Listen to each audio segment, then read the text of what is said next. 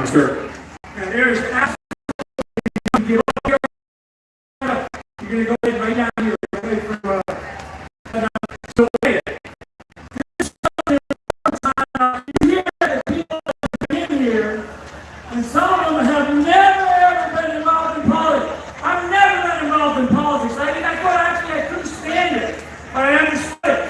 And I learned about it. And now we're all involved. And I don't care if somebody comes to me and says, I don't do that political thing, or I don't vote because it might not count. Bullshit. You have got to get out and do that. You've got to get out.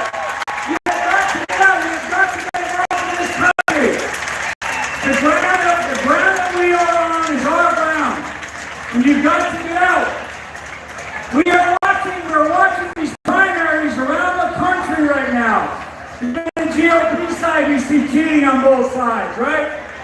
Where we are winning with America First candidates is when we overwhelm at the voting, when we overwhelm at the vote, at the polling. Get involved. Get involved. In Virginia, we learned in the Virginia races this past year, where for the first time in 20 years, we have an America First legislature for the first time in 20 years. What we did in Virginia, and we did an assessment of the ground, was we only had 20%. About 20% of the volunteer positions were filled by the GOP, only 20%. So no wonder we had 20 years of liberalism and progressivism and frankly Marxism. So when we about a 4-month period of time, we went from 20% to 90%. And we got people activated, we got people involved, we got people engaged. And frankly, all I'm looking for is people who love this country. That's all we want. We want people who love America. We want people who cherish our values, who cherish our Constitution, and who believe in the principles that this country was founded upon. That's what we want. That's what we want. And that's what we'll get if you get involved. You know, I just stood out there for a couple hours taking photos and meeting nice people. And a lovely young lady came up and said, I heard what you say, and now I'm on the school board. I mean, that's it. It's like I said yesterday, for those that are listening, I'm looking for one person, just one to get involved, one to make a difference, one to make that change in this country. I don't care whether it's in your town, in the state, or at the federal level. We need people to get involved. We cannot be apathetic about what it is that we're doing any longer. Can't be apathetic. You can't sit there and go, I'm going to let somebody else do it. When you leave here from this weekend, I want you to get out. I want you to think about it. When you wake up Monday morning, you wake up Tuesday morning, you wake up Wednesday morning, and you start thinking, am I doing enough for my country? And you don't have to worry about being the superstar in Washington, D.C. Not everybody can be the superstar, right? Everybody are at that level. But what you can do is you can look and you can see in your churches, right? You had, and I'm a Catholic, and I have written about the Pope. So any Catholics in here, right? So I've taken on the Pope. I've written a person that's in the book about it. And I say that with all deference to my own faith, because all humans we're filled, right? We go filled with mistakes. We're going to make mistakes. We're not going to all be perfect. But another person that I met said they were here and there mistakes about how bad the president was, and not about Donald Trump. So there's high prayers or masses on Sunday for President Trump. And they invested in their church.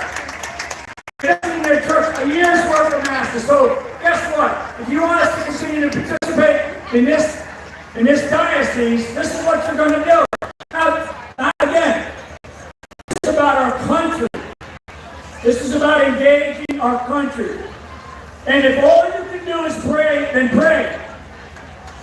But I know the value of people. I know the value of everybody. I have lived and breathed it.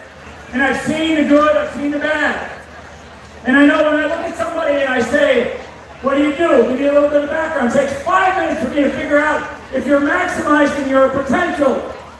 And people, believe me, most people will live an entire lifetime and never maximize their potential because they're just afraid. They're afraid to step out.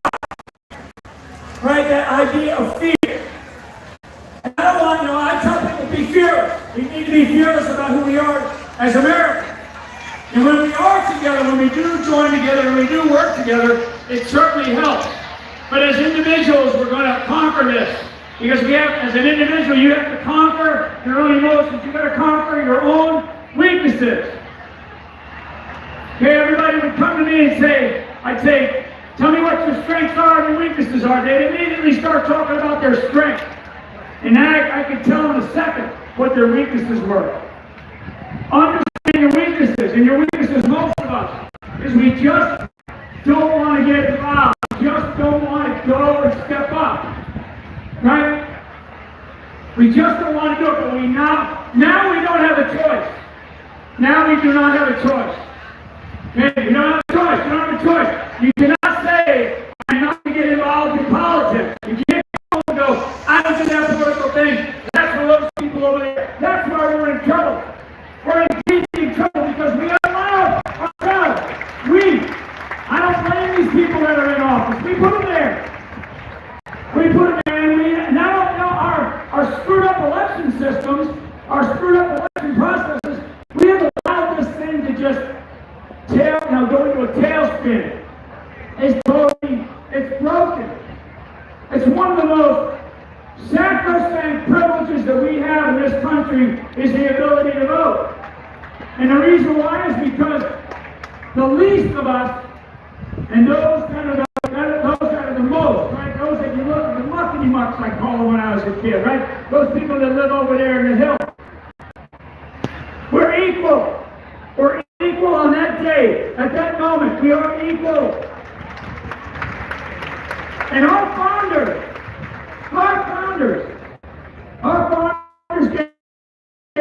gave us that equality because they knew that there were people that had a lot, and there were people that didn't have much, and they stayed equal in this government called the Republic. Through our Constitution, we're going to make everybody equal in the eyes of God, and we're going to give you the ability to vote.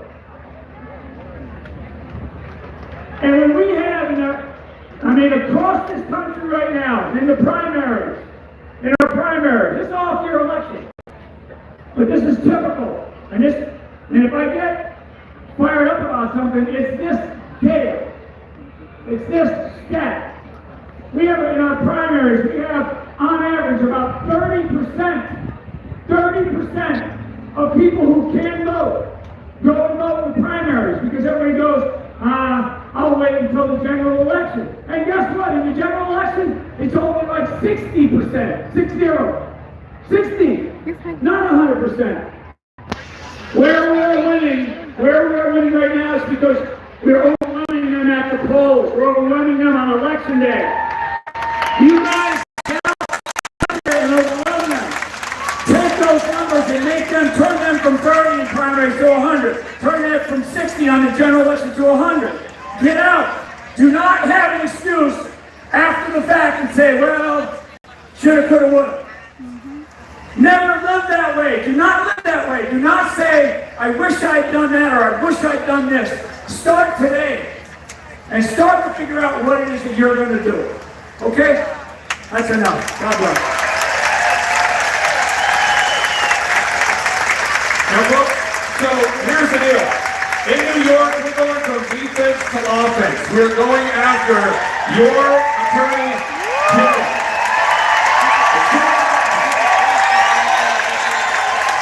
If you know anything about me, I'm very consistent. Might not be very smart, but I'm intense. Like we're in a tent right now. We're intense, okay? So, this woman, this professional, this lawyer is going to be representing we the people against your attorney general. I haven't opened that letter before. So I'd like for her to explain what we're going to do. Just for clarity, it's on camera or whatever. Not a dime of the income that comes in or revenue. I'm not going to see any of that. It's all going to go to fight the legal bills, okay? We're going to set up a landing page, and we are going after this person, okay? What we're going to do, because this is absolutely an attempt to stop this event from happening. This is a peaceful gathering of people where we serve our Lord and Savior Jesus Christ. And I'm not going to be nice. We're going to move forward, okay? So, Trisha, Lindsay, explain to us what is the process, what's the step, what do we need to do? Well, first of all, initially, I'm going to write a letter in response to the situation. Just to let her know that she has completely usurped her authority, and she has no rights. And she actually is harassing the people that are here. She's harassing them. The same rights that she's saying that we have to adhere to, she has to adhere to. She's not absolved of the law. She's not above the law. And so she's gonna, I really wonder what had gotten into her while she wrote this. But what happens is that the powers that be, or the people that are in leadership, they are under the assumption, and many times they're right, unfortunately, that people don't know their rights, right? And so as soon as they write a letter threatening, harassing, or whatever, they feel like people are going to step back and stand off. Now, she was very careful because she hasn't done anything to completely stop it, at least that we know, but if she has gotten involved and did anything to cause the disruption and the fact that 3 weeks before this event was to happen, the venues closed and things like that. I mean, of course, it's interference with a contract, right? And so there are so many different statutes and laws that we can stand under that she has violated. And so it's to take a look, sit down, watch, and see what she has done and to figure out what she has done and what she hasn't done. Because oftentimes when people are so self-empowered, because she keeps saying that under the authority of the Office of the Attorney General. The Office of the Attorney General has to operate within certain confines. But oftentimes when they're self-empowered, they often make mistakes and they become so arrogant that they don't cover the tracks until they are properly equipped. Right? So what I do want to say to you before I leave the stage is that what we're doing and what you're doing is you're stepping into the place of the magistrate and you're taking on that role. And I don't know if everyone in here is familiar with the doctrine of the lesser magistrate. Anyone? Interesting. So the doctrine of the lesser magistrates is the doctrine upon which the 10th Amendment of the Constitution has been founded on. It is the doctrine of what's called interpretation, right? Whereby the Constitution is a document that protects the people. Any rights that are not given to the federal government are reserved to who? The people. That's the 10th Amendment. So what that, so it's actually reserved to the states, right? It's reserved to the states. And so if our local leaders then are supposed to step into the federal government and its citizens, that they're supposed to protect the rights of the citizens. That's why the states are autonomous and we have sovereignty, and the states can increase if the federal government sets basic guidelines, if the states can impose greater laws in order to protect its citizens if necessary. If our local leaders fail to interpose themselves, step between that federal government and its citizens to protect its rights, then the rights go back to the people. That is the doctrine of interposition. We step between the invading force and the people to protect them. That is the doctrine of the lesser magistrate. A magistrate is someone that stands under the authority of another authority. In this country, like I said before, we are a democratic republic. And so the people stand under the authority of God. And government operates within the authority that we have given them. The 9th Amendment is one that the courts try to stay far away from. Because the 9th Amendment says that any rights that have not been enumerated specifically in the Constitution are given back to the people. So all these times you'll hear, I know it happened when New York abolished the religious exemption. The commissioner said that, the medical exemptions or religious exemptions are not written into the Constitution. It doesn't need to be. If it's not enumerated in there, then it goes back to the people. And actuality is stands under the right to practice their religion. And so these are the terms that play on terms they use, and they rest upon our ignorance. So I implore you to become informed. I implore you to get even more involved, just like General Flynn and everyone has been calling. This is a call to action. This is a charge. This is not here to get information from the citizen. This is each one to teach you. Spread the information, spread the knowledge, reach out. My brothers and sisters, get off the TV, mainstream media. Don't allow race to separate us and divide us. The only one that is from that is the government. They're the only ones that benefit from it. We, the people, run this country. We, the people, have the authority. We are magistrates. The doctrine of the lesser magistrates is what founded this country. Take back your seat. Take back your position. We are in charge, and we will not give up this country. God bless you all, and God bless the United States of America. And I will keep you posted. We need signatures. I don't know how we can get signatures. To get signatures, we're going to do here, first off, we're going to go ahead and we'll have updates today on this. We're actually doing this right now. But Devin's building a page we pull up. It's time2freeamerica.com, okay, /New York Attorney General. She has her own little permalink right there, okay? So that's it. time2freeamerica.com /New York Attorney General. And you can sign up right now, name, whatever email. What we'll do is we're going to collect your signature, okay? But I need everybody here to commit to tell 10 people. Can you do that for me? Can you tell 10 people? Can we do that? Okay? We've got to fight back. I'm just telling you, we have to fight back. All right? So, one more time, let's hear for Tricia Lindsay. Thank you, Tricia. I appreciate you very, very much. Up here. All right. Now, our next presenter, how many of you know the name Sheila Holm? Sheila Holm. How many of you know about these things called the Georgia Guidestones? How many of you know just a little bit about the Georgia Guidestones? You're kind of informal survey here. How many people here just kind of yell it out. How many people here believe that I just want to get your opinion. Did we or did we not go to the moon? What are your thoughts? What gender is Michelle Obama? These are all just things right here, just floating around, just things I want to ask you. We'll talk about it more later. Someone next to you just said the opposite of what you were thinking. You're like, what? There's a lot. How many of you feel like we're in a movie?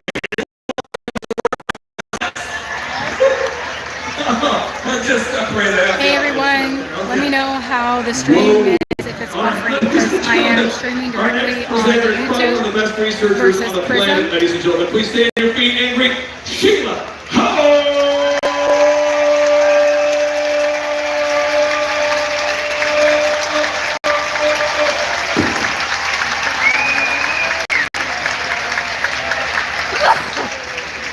I am so honored to be back with you. How many of you know the Georgia Guidestones before Virginia Beach? I love you too. How many of you found out about the Georgia Guidestones in Virginia Beach? Wow, so you guys found out on your own. This is awesome. This is awesome. Well, today I don't have much time, so we're going to have to get right into it. Today I'm going to take you to the Faith Monument. The Pilgrims gave us this Faith Monument. And I'm going to have something special at the end. And I want to have 30 seconds left to talk about it at the end. So that's what we're going to try and do. Okay? So this is our Faith Monument given to us by the Pilgrims. It was supposed to be a 500-year plan. But they knew even at the time of the Civil War, which I'm going to confirm at the end, which God just finally gave me the evidence on Wednesday, to give to you today, okay? So this is what it's like to walk with the Father. And so here we go.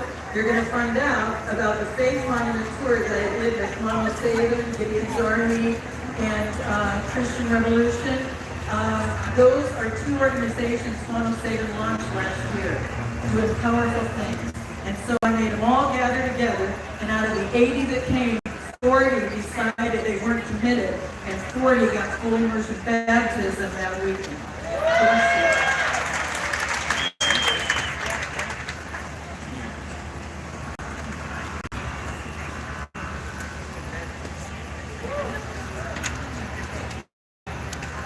She is showing some pictures. The website is called hisbest.org.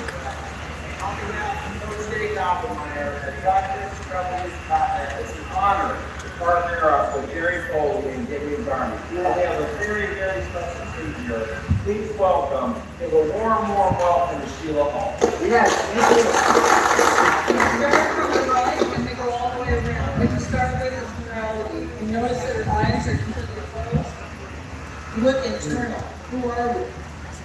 At the top of the monument, I forgot that they did not do the top of the monument. That's where faith is. Everything in your life is going to be based on how much faith you have in the living Lord. And faith is a tongue pointing to heaven and holding the Bible.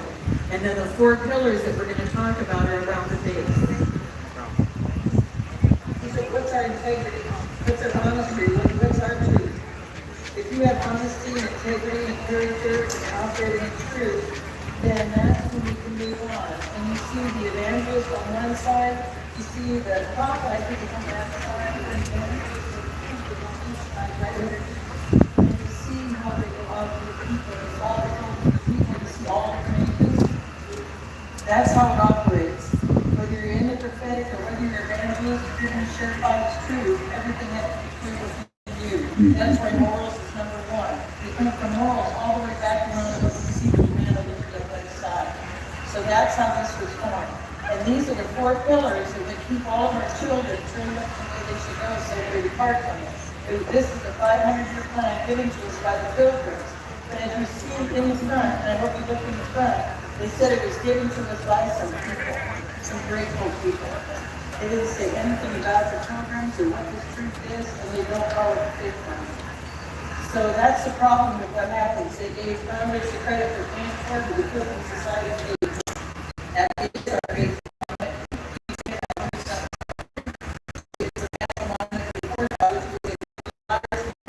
Just like my father said, go ahead and tell people Bible scholars gave this to you because they really have no security. So this is morality, the first step.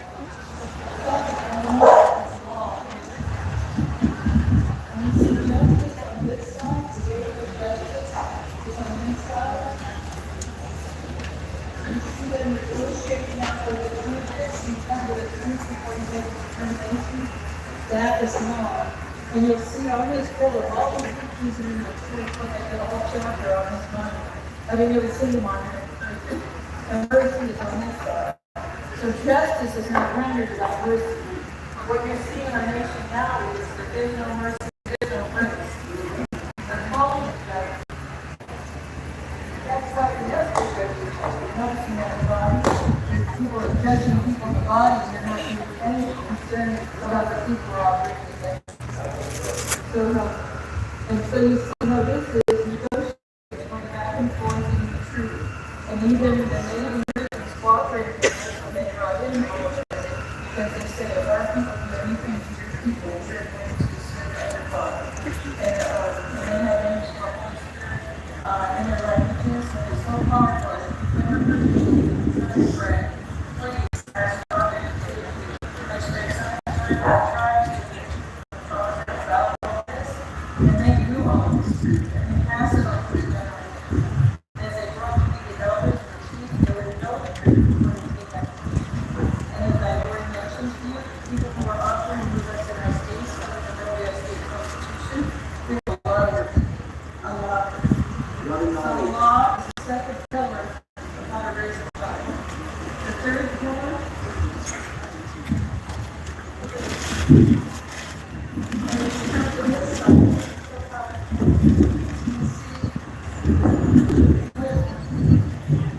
and you see like the grandfathers of the globe in the Bible.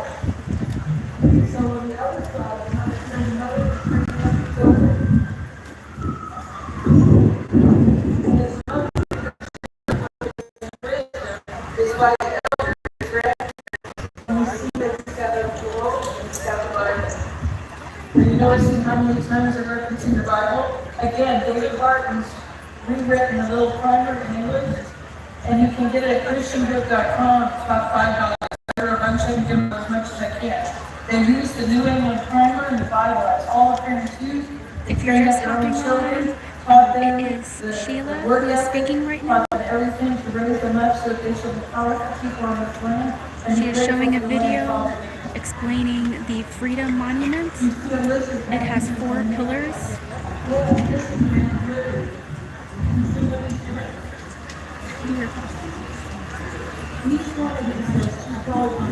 And so she's describing what each of the pillars mean.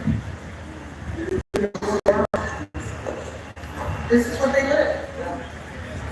Purity is what happens. And see what it is? This is the boat they came on. And where did they come from? They came from California. why they banned all the European churches and they were banning it for 500 years. If they knew in 500 years, you train up a whole fellowship of people, and once they're all trained in the way they should go, you would not be having any of these fights. You would not be having any of these fights. And they were absolutely fine until the Europeans. This is the man of liberty, and you see, this is not a divided Judah. This is a heritage. And you see the common.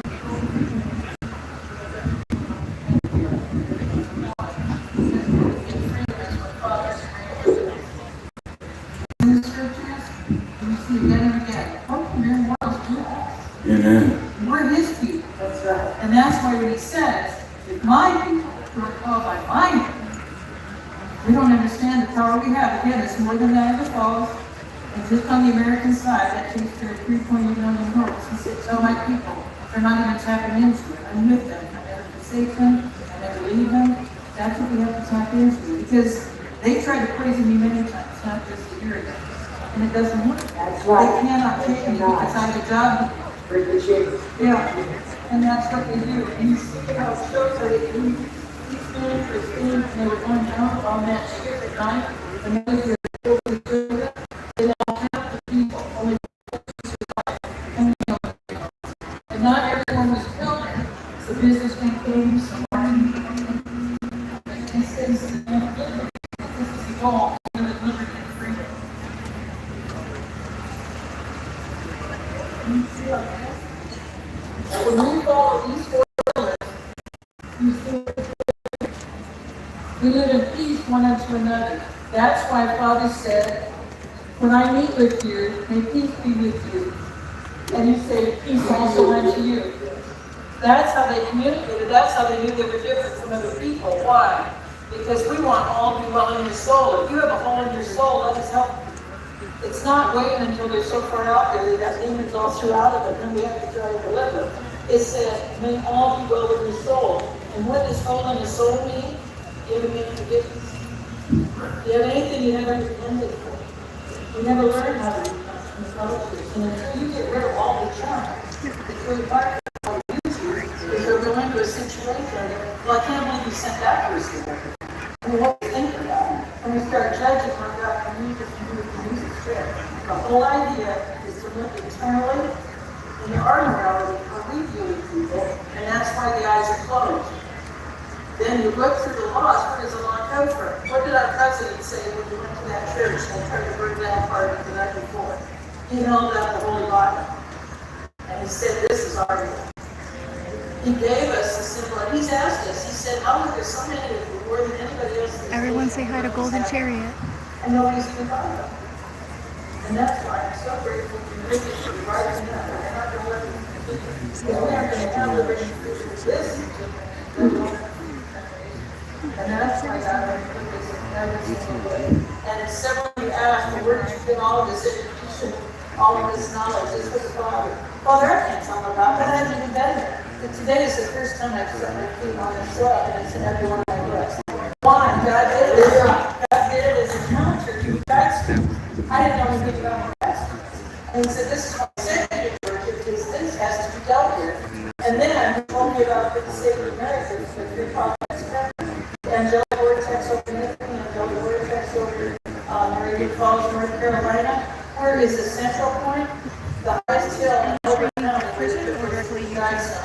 And if Christ does turn back through the eastern gates that show open unto him, those will be the eastern gates of America that God has already pronounced through the prophets. And we have to. We have to.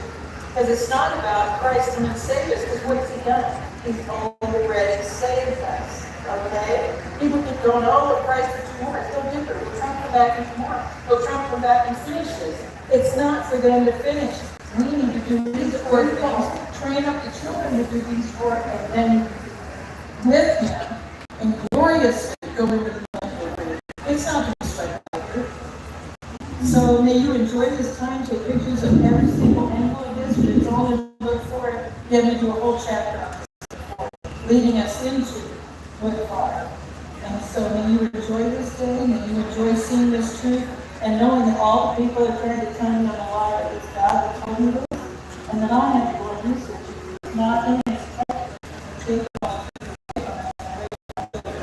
And the only way you can train a child in the way that she goes is to know. So I am so grateful to be with you guys. The first time I ever set my feet on this soil, because everywhere we go, it's holy ground.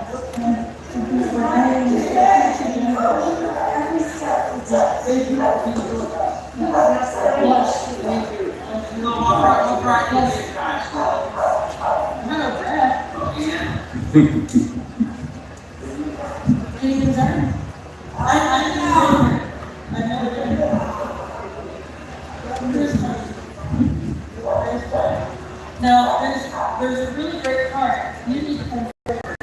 How long did you live right here and you could see this from your bedroom? 1 year. And this man came up to me and said, everything he's told these people is absolutely true, but no one has ever shared this. So why don't you go ahead and tell them what you know at the camp, right? Yes. Everything has always been, they've always talked about one. Yeah. If you walk around and read, then you'll see what it's all about. Because God always sends a witness, you know what I mean? And look at this guy from 1968, he lived here for a year. God sent him, so he could say, when you're saying the truth, you know they knew it, and nobody can see it. So, and your name is God always sends a witness. Amen.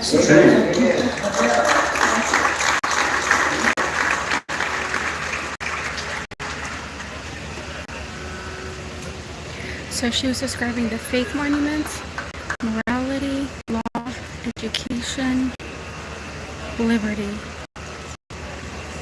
are the 4 pillars. Robert A.G. has not had any sleep. Between Shannon this morning and me, he's done all of it. And I'm just so honored to know Jamie and Robert. Well, Jamie and Robert met at Gettysburg. And when we met at Gettysburg on Wednesday, I got all sorts of tours arranged for him. Montiano was gone, he was running for governor. I thought we're going to have this all straightened out. And I had all sorts of options ready to go. Okay? They got there too late, we couldn't do any of the tours. And his oldest son, their oldest son, Elijah, loves things about war, loves to talk about it. So I thought, this is going to be great. So I'm like, Father, what do you want me to do? And he said, make it up. I said, make it what? He said, make it a tour. I said, okay, what do I do then? And he said, go by the map. And so I said, guys, come with me. So we went to the gift shop. I bought a couple of copies of maps. As soon as Robert opened it, I saw a little design of the faith monument. You see how identical this is to the faith monument? I want you to see how exact it is to the faith monument. And then I'm going to explain to you what this is. And when you see down below, it says Gettysburg, July 1, 2, 3, 1863. Wow. Right at the time, that was the battle in Gettysburg. So she said that there's another monument called the Soldiers Monument that is identical to the Freedom Monument. 1965. And I've been speaking about all of this for so many years, and everybody said, you gotta be lying. You don't know anything about the Civil War. And what do you mean that we're fighting the same thing right now we fought in the Civil War? We are fighting the exact battle of people that are fighting the Civil War. They gave up everything to come to this country. They sacrificed everything to be here.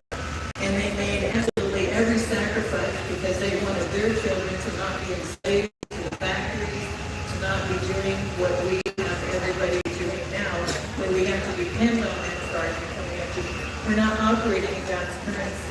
That's why the first 2 books is faith walk, storehouse principle, currency.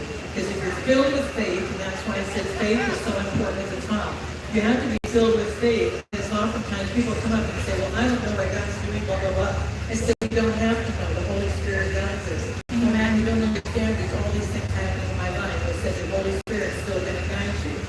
And if we don't know, if we aren't in hope in the future, we're not in faith, can you say you trust Him? Can you honestly say? And that's where we've been. That's where we've been taken to. And this was so sad. It was so devastating. It's hard to speak after seeing this. They dedicated this to President Abraham Lincoln. It was erected in 1865. You see the soldier? Every one of them are wanton. They have nothing. His hand is out. You see the cannonballs by his feet, by his right foot where liberty had his foot on tyranny. So they knew about the faith monument. They had been fighting to get that faith monument out. They had already paid for the faith monument to be out. And then nothing was working, so they went ahead and fought in the Civil War. His foot is on clay pots. We got here, and it was all about possessions, and who had the most, and et cetera, and we followed with that. We lost all these lives, and we got nothing out of it. You don't see any Bibles. The woman of morality has all sorts of new fabrics on her arms, and she's not even focused on who she even is. She just wants to be recognized by others. When you come around to education, the mother has a tablet in her hand. She doesn't have a Bible. There's no messages from the grandparents. They already knew what was happening in this country. And when you get around to law, it's a blue-collar man with his collar open, and he has a wheel beside him. He left to get away from all of this, and we're right back in this, and we can't get anywhere in it. May this inspire you so deeply in such a way, because our soldiers have been sent to many wars to fight so much to keep us in liberty and freedom, and we never knew about the faith monument because they didn't tell us. They didn't bring this to our attention. And the cute thing in the video, dog barking, the dog's name is Eddie. A big part of us gathering together. Eddie decided separation anxiety. Her owner was not going to end up going in and getting baptized without Evie. Evie was the only dog baptized at Cape Cod.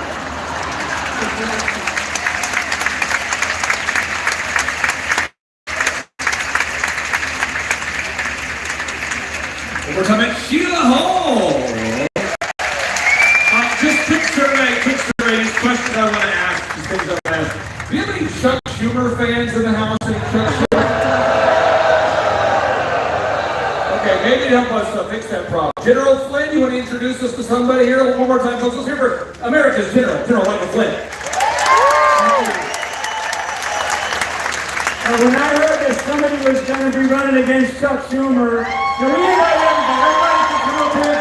I was like, I got to meet this guy. His name is Joe Pinkett. He's a lifelong New Yorker from Yonkers. Anybody from Yonkers? A lot of people from New York. He's also a Republican. He's a graduate of Colgate University. And some of you will recognize the former host on Newsmax. And he decided to step up, stand up, and speak up for the state of New York and going for U.S. Senate. Go.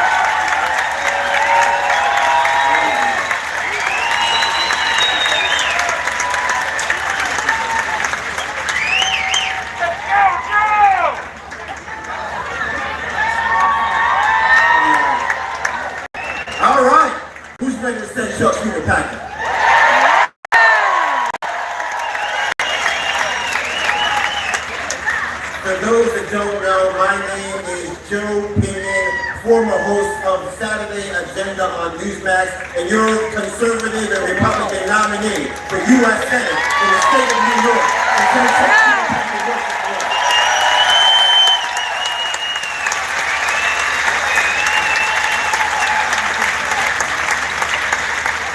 The general mentioned that I'm from Yonkers, New York, and so, like all children of Caribbean immigrants, I had to go back to Yonkers, New York to ask my mother for permission to quit my job, force her to wear the scarlet letter of having a 38-year-old unemployed son, to run for U.S. Senate against the most entrenched swamp creature in the history of American politics.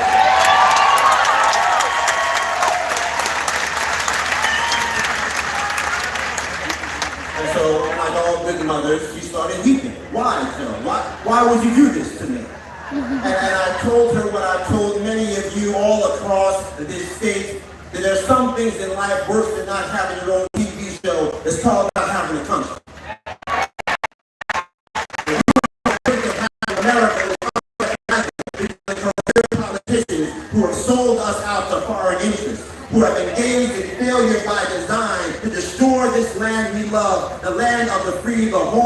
pray. And so I thought I cannot sit behind this desk anymore.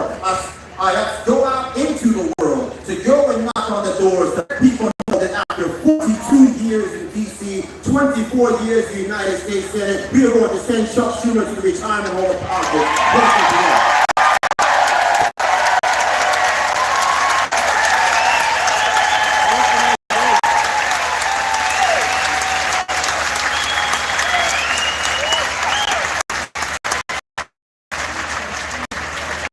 The Bible reminds us that we are called to lean not on our own understanding. If I was leaning on my own understanding, I wouldn't be here. I'd be sitting on a desk in Midtown right now reporting the news. But what's the virtue of reporting the fall of Rome? And all of us now know that Rome is burning. And so we have to go out here and do the work that is required to let people know all across this state that we are the state that over-indexes for child poverty. 1 out of 3 black children in this state live in poverty. Chuck Schumer doesn't care. Rochester, New York, more murders per capita than Chicago, Illinois. Chuck Schumer doesn't care. 60% of our children not reading at grade level. Chuck Schumer doesn't care. But all of you do.